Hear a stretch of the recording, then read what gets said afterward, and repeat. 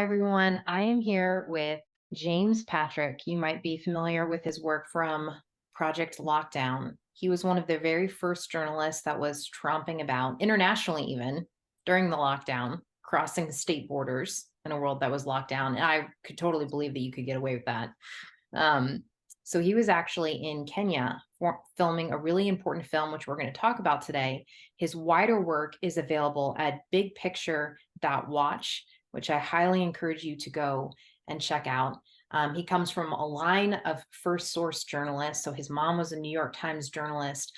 James Patrick is a force behind many different field projects, and you might be familiar with his work, even if you haven't seen his face before. I'm so happy to have you with us here today. And I wanted to talk with you a little bit about this film that you went and shot in Kenya. This was a topic that I actually did a presentation on this situation years ago, and was so thrilled when the film came out, and I remember literally what I was doing when I watched that film, and it was so powerful. Thank you for creating that. Tell us a little bit about that project. The Where's My Period, or sorry, the Kenya film. Yeah. Yeah. So I went to, when all this stuff was starting with COVID, I was researching it and kept coming across this Kenya case, and that 2013, 14, 15 were sterilizing women in Kenya unwittingly with a tetanus shot that they were telling them was a normal tetanus shot, and it was Gates funded, Gavi funded, WHO distributed campaign. And so I sort of shot that film in Kenya for 2 weeks in late October, and then shot Planet Lockdown, started shooting that in the US and Europe, and just had this film. And I was a little overwhelmed doing my first big feature piece, Planet Lockdown, and this shorter 30-minute piece. So at a certain point, I just sort of told Children's Health Defense, hey, if you want to take this on and take the footage and get it out, then go ahead, be my guest. So they got Andy Wakefield, and he edited it and put it together, and I think it came out very well. It was extraordinary. And yeah, what you're referring to is, I think that understanding these pharmaceutical crimes is important for a lot of people to understand, because it's such a blatant, when you share this evidence, it is so compelling. When you show the videographic evidence of everything involved, from the, taking off the stickers. I mean, even just a tetanus shot is something that you need, once every 10 years. Yeah, so there was this And they're I giving found it to women regularly, and it's because it's laced with HCG, which means that every time a woman has her period now, her body has an immune reaction to this, and it will just clear out a pregnancy if she does become pregnant. So it is the forced, unconsented sterilization of 2.3 million women. Yeah, I mean, you're talking about the difference of a consensual medical intervention and an involuntary, unwitting administration of a sterilization injection into a woman. I mean, that is literally like war crime level behavior, and it just raises the question of how long has this sort of thing been going on for? I think it certainly opens up the possibility that these things could have been going on a long time. This campaign, the WHO is accused of doing this in like 6 countries or more with these tetanus shots, and this was the only country where they had a government inquiry. It was a very good case. They had an official government inquiry. They had a government commission laboratory analysis. And so it was a high quality case with evidence, with laboratory reports, with people to interview. So most of the time, if this has been going on more widespread, which very well could be, it's rare that you have this kind of government inquiry, laboratory analysis, big, huge institutions like the Kenyan Catholic Church that runs half the medical clinics in Kenya coming out against it and raising the alarm bells. So it was a very good quality case. That's why I went there, and I got in touch with the doctors and flew to Kenya. I mean, they agreed to do. I did one Zoom call with them. They agreed to do the interviews, and then after that, they didn't respond to the phone calls or emails. So I just flew to Kenya without any clear appointments or like more than just a first verbal confirmation on a Zoom call. So it's like I fly down there, and that's just kind of the way they are there. They don't like take appointments or do that kind of stuff. Like, so you just have to like show up and then they know you're serious, you know? So like I just showed up at one of the doctor's offices and then, you know, he made me wait a couple hours, but then I saw him and did the first interview. And then then the second guy, he's like, okay, I'll meet with you in your place. And it was also during lockdown. They had curfews. I was almost thrown in jail twice there. You know, just coming back from the airport, the flight arrived at midnight, and I think I got to the hotel by like 1 a.m. But like after 10 p.m. was curfew. So when I got there, we're driving the taxi to the Airbnb. And then the first Airbnb was a scam. So it was like, and then so that was anyway, it's all a mess. But then these cops came with these AKs and like swerved in front of the cab and like and they're just these like beat up AKs. And then I was like, hey, I was saying to the driver, like, get around these guys. Like, I don't know they're cops. Like, don't just stop for them.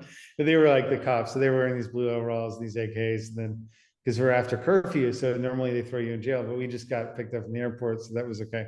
The two other times we were out after the curfew, and they literally like grabbed us and like threw us in this truck, and like we talked our way out of it one time, you know, and then the other time we really got right up in the cell next to the cell. And anyway, it was just a lot going on that trip. It was just kind of hairy. And then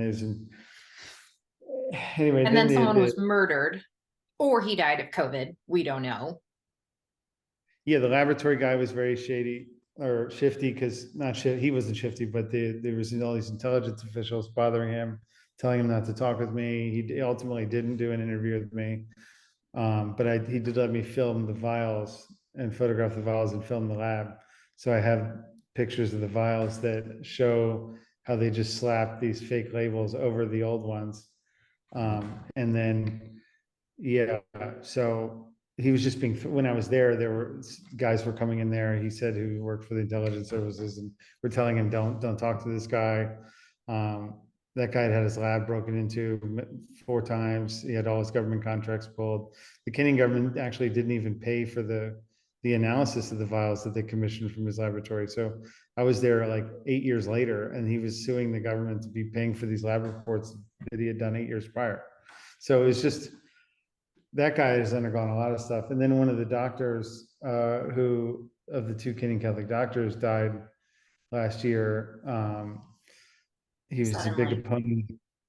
Yeah, and they said he died of COVID, but like, so I sent a guy to his funeral to check things out and ask around, see if he can find any information. There was several of his patients there at the funeral who had seen him just days prior and said he was fine. So, and was saying things to them like, oh, if I die, da da da da da. So he was talking in this way as though he could have been sustaining some threats at the time.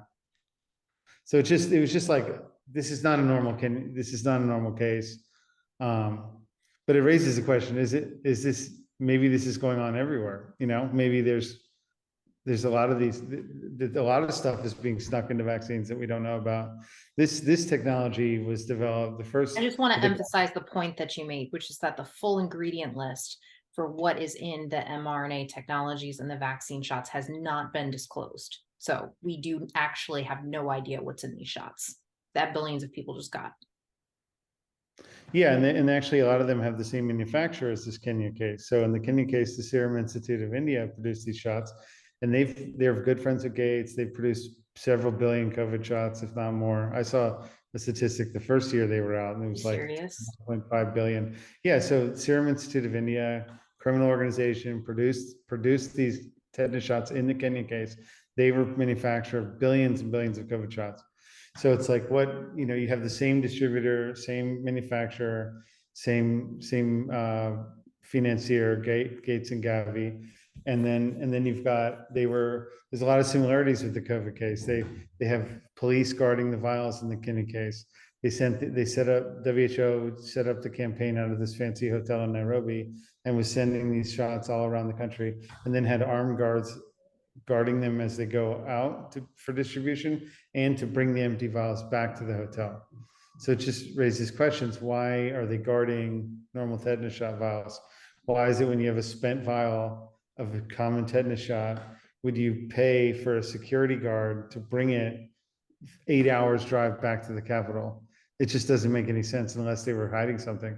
And this is the same stuff we're seeing with the COVID shots. These things were released by the military as countermeasure prototype demonstrations. They've had this hard legal language around the vials saying that they're property of this government until injected in the patient, and that doing anything else with them, such as testing them, would be considered a felony. So this discourages medical personnel from taking the vials and testing them. And then also, like you were saying, the schedule of the shots that they were administering in Kenya matched every 6 months a shot. That exactly matches the literature for fertility regulating tetanus shots developed in the early 70s by the WHO. So the WHO invented these technologies, and then now they were caught deploying them in Kenya. That's also similar in the COVID shot story. They wanted to hit people every 6 months with these shots. That raises that's very similar to the Kenya case. I did hear recently this last week, one fertility clinic said a friend of a friend had fertility problems with his sperm, went into a fertility clinic and was told by the clinic, oh, like, we've noticed this, wait 9 months, it'll come back. So what are they putting in these shots that's temporarily reducing fertility? These were not full sterility shots. They were not fully sterilizing people. They're doing a temporary. The UN literature I read on these tetanus fertility regulating vaccines said 6 to 24 months effect. So Okay. hence the woman every 6 months, and then you're sure she's like out of the market for 6 years or more.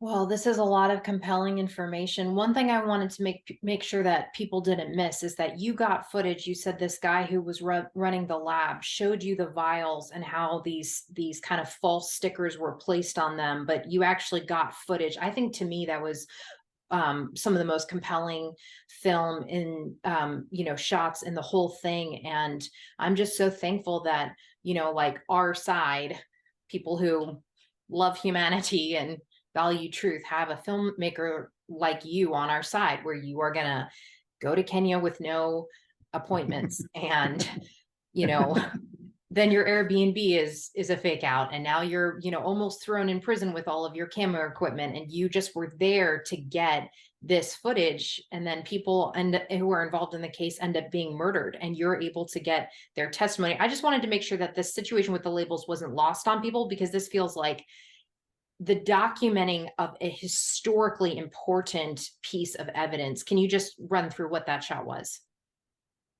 Yeah, so the Kenyan Catholic Church runs half the medical clinics in the country. So any big campaign, like a mass vaccination campaign, is the government and the Kenyan Catholic Church.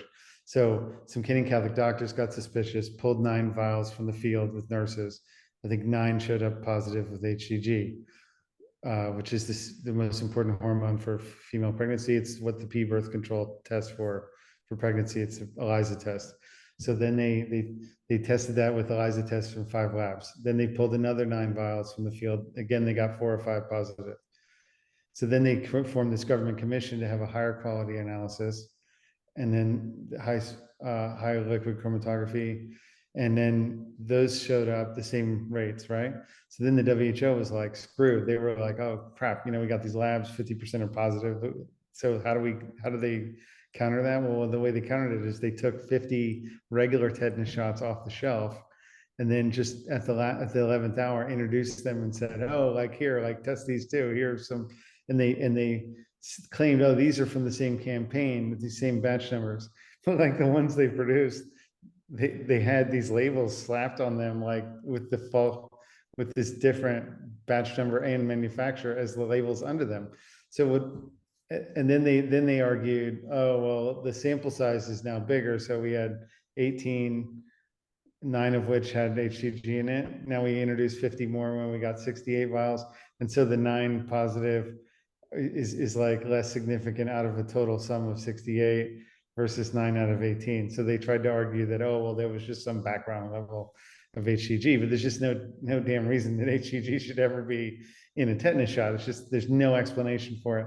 And it was just like sloppy intelligence work. They hired some local goons or intelligence service agents, and they just like didn't do their job. They could have just like taken the old labels off and put on new ones with their fake labels.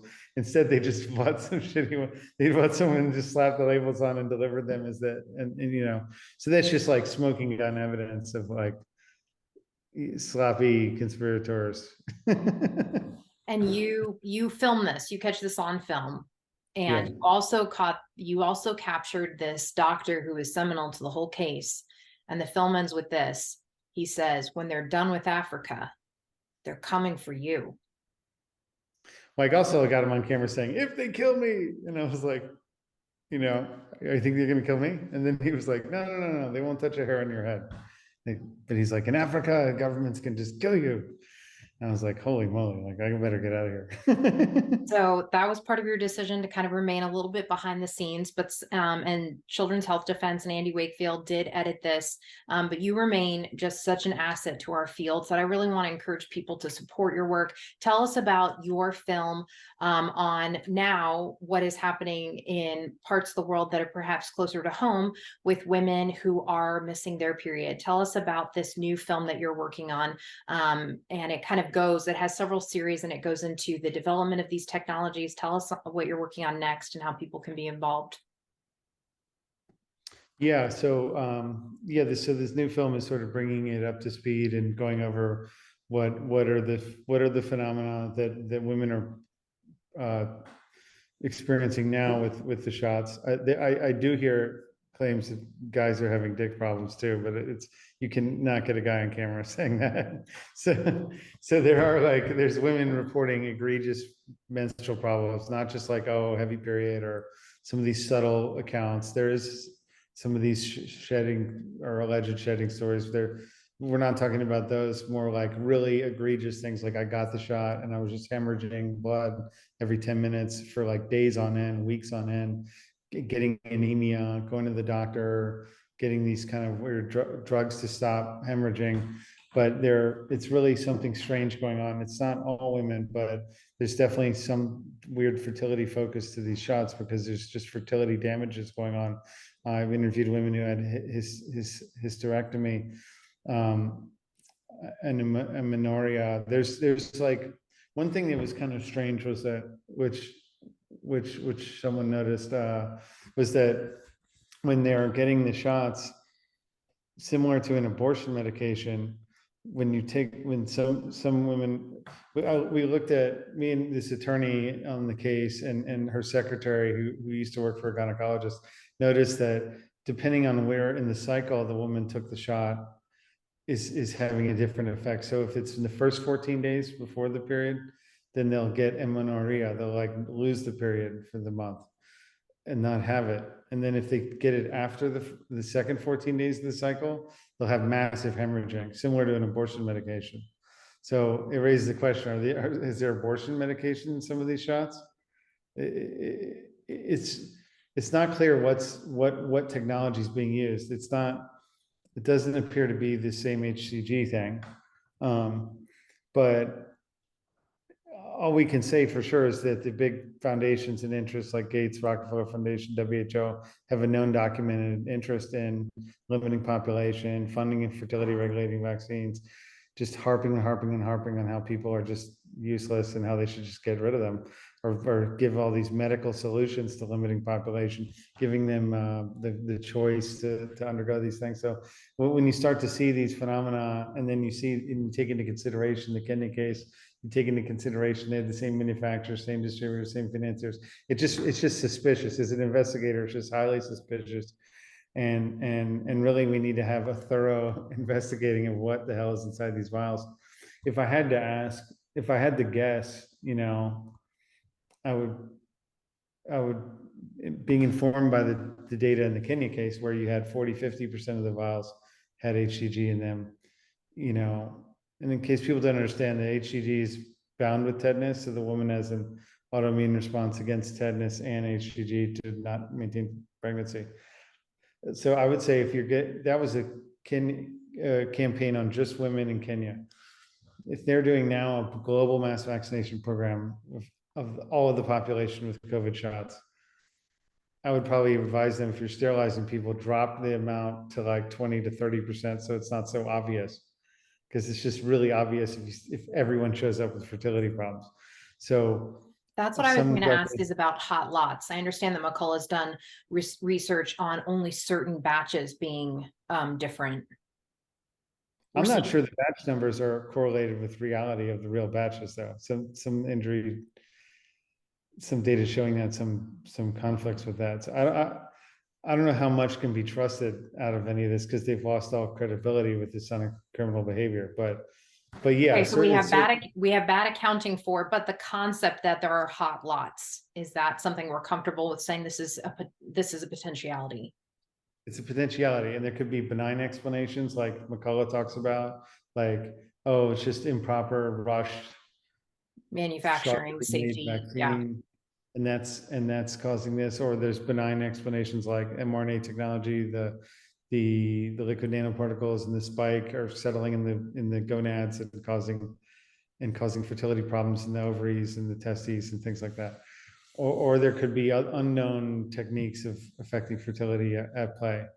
Um, but they could be kind of a dual use technology. The mRNA platform could be for the purpose of generating spike that creates all kinds of health problems and sterilize people. So I just don't know.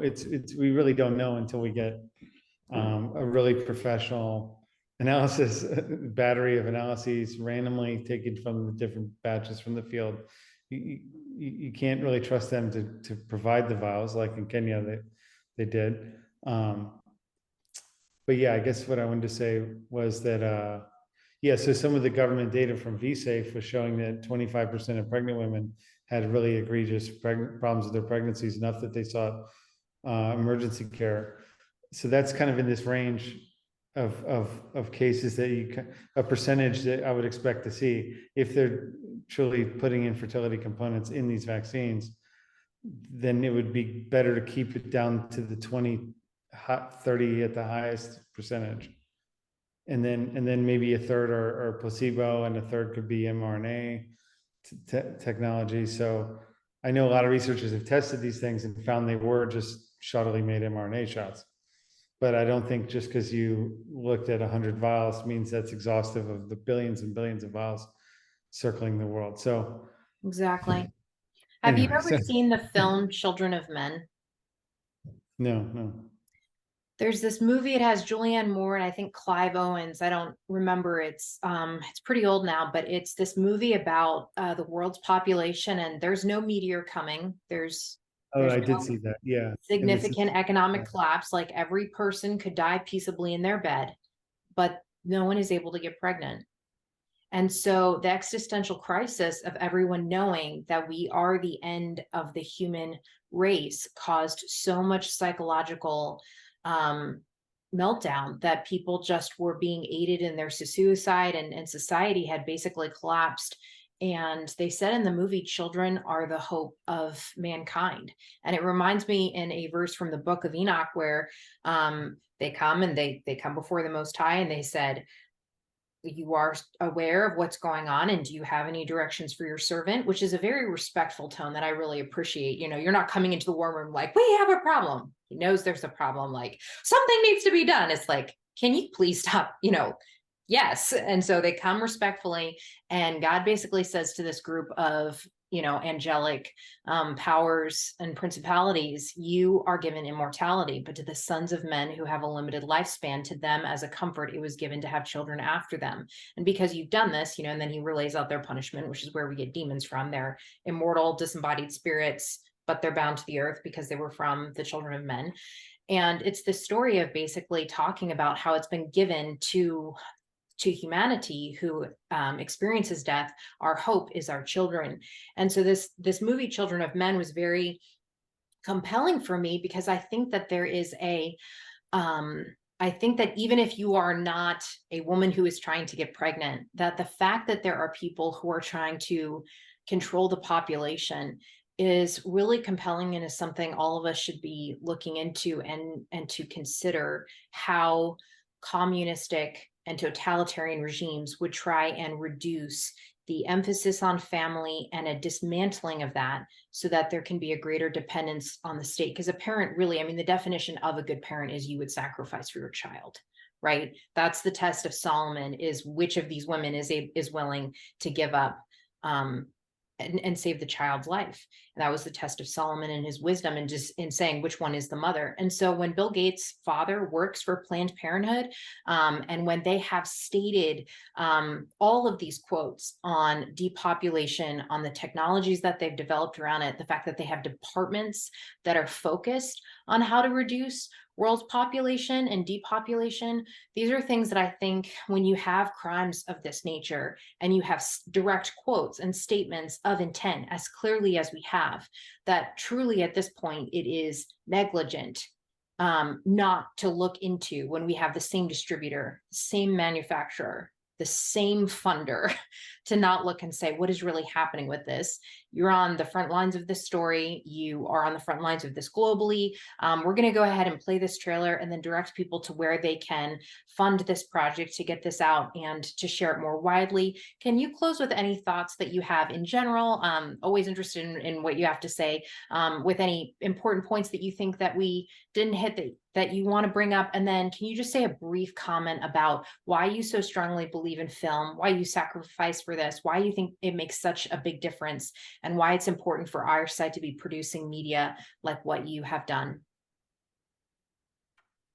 Yeah, I think it's important for people to have street smarts and see the problem at face value, not to be overwhelmed or let it consume you or kill you, or destroy, like lose your marbles. But just understand that the medical system has kind of been weaponized against us. It's what doctors, the products or the injections that these doctors are hustling a lot of times have a lot of problems that the doctors don't know about. And then, so you can, it's empowering that you can do your own research and understand things. I think it's also scary because people don't know who they can trust. So I would just say it's important for us to have a lot of street smarts, have a lot of, it's now we're called upon to have more internal guidance, a little more self-awareness, and not to get overwhelmed by that, but to just take it upon yourself that if that it's still, there's still the sun shining and beautiful flowers out there and love is still around. But I think people need to, but just to be aware that there are bad things happening and that you don't want to get caught up in that, because then you could really get yourself and your family hurt. That includes all these nice things that people tell you, the environment or the this, oh, we're helping you against this disease, or you're going to save those on layer or some stuff. But all these, now we really can't trust these people anymore. And you gotta use your common sense and trust your gut and practice skepticism. So I'm going to highlight just a few things that you said there. One is that um, you talked about we still have sunshine, right, in these things. So grounding yourself in the present and in a context of being more autonomous, so you have more of a strength in your inner person, is able to enable your mind to take in these hard truths, which a lot of people start with, my parents are good and I'm safe. And that translates to, people in charge like doctors and the government are good and they have my best interest at mind and I'm safe. And when you lose trust in a lot of things, if you don't have trust in yourself because you know that you defraud and deceive people, you have nothing. So that's terrifying. And actually, the mind will bring in any deception in order to not fracture apart. And so I just want to highlight that you said many things very casually, but I think you really hit the core of a lot of this, which is that if you have self-respect and self-integrity and have made peace within yourself, that you're able to hold external hard truths that we need to start coming to and start looking at, that many of these people in positions of great power and authority do have depopulation agendas and aims. And film enables people to observe and use common sense and to make educated decisions. Say a few more things about why you believe in film as a truth, as a mechanism for distributing truth. yeah, I mean, it just has more power than the written word in a different way, because when you capture someone's emotions in an image, it just says thousands of words. Like you just I mean, filming evidence like those vial labels, or, I could write about it, but then you could say James is a crank, or like this guy made it up. But when you see the guy kind of quasi break down, or feel passionate about it, when you film the evidence, when you get there and you go, I mean, I guess me as a filmmaker go through this experience of seeing all this stuff, and I mean, it just goes. That's why I'm really coming out on this film, is to give it credibility. I mean, I don't think this Kenya story would have gotten anywhere had the film not been made. I don't think people would have heard about it. Well, I was But talking about it. I was talking about it when I saw your film. It was next level. Because I heard about this story because I have a fertility health coach certification training, and I heard about this story, and I was in original documents, and I was a little bit, behind the scenes with the first couple health freedom summits, but I did peek out from behind the tech curtain, and this is what I did the presentation on. And I didn't know that you had made the film. And when I realized that somebody had made a film about this and that they had captured this evidence of that stuff, I mean, I just feel like you are documenting the videos that are like going to be historical in our time, of like documenting the crimes against humanity well, and where they started and who are the players. And you're willing to go anywhere in the world. You get interviews that no one else can get. I've seen you in person, and I know why. I mean, you just show up. I just would assume that you're a part of whatever government. I mean, you just have this presence, in this ability to get that interview and to kind of snuff out really the top voices. And then you're just unbelievably persistent, and really have a tenacity about you and an unwillingness to take no that's just quite endearing. yeah, So well, I also found out they were putting estrogens in the polio shots there, so it wasn't just the tetanus campaign.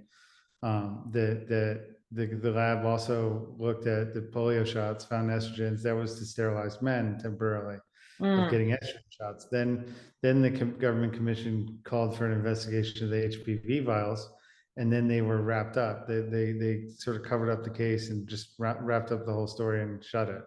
So there, when I was there visiting to shoot that film, every clinic had all these UN, WHO posters pumping these HPV shots.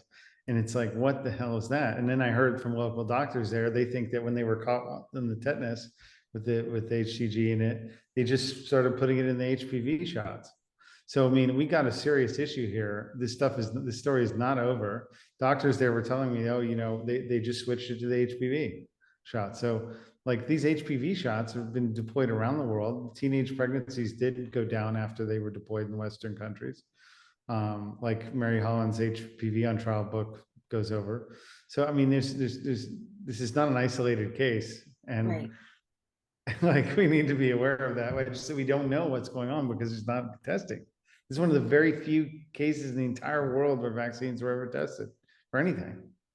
It's unbelievable that you'd be putting 70 shots in kids before they're 5 years old and we don't even know what they are. I mean, like, it just raises a lot of suspicion when you start to see all the manufacturers are the same, and the distributors, and it's just it's really cracked up in my mind to see what is really possible here, and what else is going on we don't know about. It just made me, yeah. I mean, I can't look at all these vaccines the same after that. And hopefully a lot of other people won't either. Well, James Patrick, thank you for all of your work. People can find you at bigpicture.watch. We're going to go Yeah. ahead and play the trailer for it's going to be a multi-episode. So we're going to watch the trailer. It's still in production. It needs more funding to come into play. We're thinking about titling it Silent Infertility, but it's going to be a multi-episode presentation on the effects that women are having on their periods. The Again, this trailer is only showing a little more the French side of it. It was shot in the U.S. and France and Kenya, and so there's other American women interviewed. So this trailer is really from the beginning of the production showing the French interviews. It's also going to include material on the development of these technologies, and what are all the different episodes going to be on tentatively. Yeah, the backstory, and then of the Kenya case, and then also on how the explanations on how the mRNA technologies could be affecting fertility with spike and nanolipid particles, and the legal structure that these vaccines were rolled out globally, the COVID ones, with as countermeasure prototype demonstrations, military authorized, not FDA authorized, and how like basically how that's a great legal structure to commit crimes under, because what are you going to do if something happens? Like you write an angry letter to the Pentagon, say like, "Oh, my daughter's sterilized. Thank you, government." And then I think like, where we go from here? What does this mean? What kind of world do we live in? This kind of thing. So yeah, it's an incredibly broad. I mean, it's a pretty hard hitting kind of overview of this whole subject that everyone knows is going on, but few have the balls to talk about, really. Thank you for your work. I Thank appreciate you. all your contributions to the film world. I know that you, yeah, have a lot in mind, and you're actually leaving in just a few days to travel internationally. So thank you so much for your time with us. Let's go ahead and roll this trailer. I get vaccinated last year, and then I had menstrual trouble, a lot of bleeding. And when I was talking with my doctor, she doesn't see what I mean. I had no answer. She was just not listening. When I started the Instagram account, a lot of testimonies came. Instagram account went to be bigger and bigger. It was very quick, and I had, I think, 4,500 testimonies in 4 months. And then I went to the French Senate with my lawyer, Diane Prota. We have put into light the problem that suffered lots of women. This is something that is natural. When you have a contract, you are liable for what you sell. In this contract that we have with the European Union, well, this liability doesn't exist. As a European citizen, we have a right to transparency. What we are facing today in France is the assumption by our government and by our national health agencies that this product works. We know it's a lie. At first, you are afraid because your body is not working. And so you're saying, what is happening? What is wrong with me? Miscarriage, adenomia, early menopause, endometriosis, amenorrhea, menorrhagia. A lot are bleeding all the time, but a lot are not bleeding at all. The doctors say, oh, well, your period will not come back, you are menopause. When women develop heavy bleedings after the vaccination, they give to them this medication, Exacil, but it doesn't work anymore. And the only solution that the doctors give them is to go for hysterectomy. We have to break this silent wall. We have to stop this, we have to find a solution, we have to know what is happening to the women. I have 2 young daughters, and I don't want to let them in that kind of world. So if they can't have baby anymore, what are we gonna do?